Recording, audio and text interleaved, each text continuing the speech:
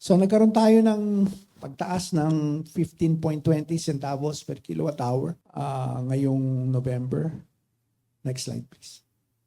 Makikita niyo yung net adjustment, 30 pesos pag 200 kilowatt hour user, 46 pag 300 kilowatt hour user at it increases as the consumption goes up.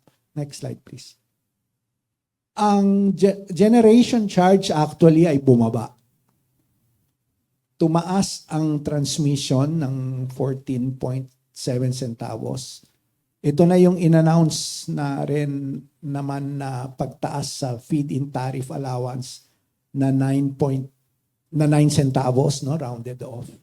And yung other charges ng isang kulang-kulang 2 sentimo. So, ang nag-drive ng increase are actually yung transmission at saka yung feed-on.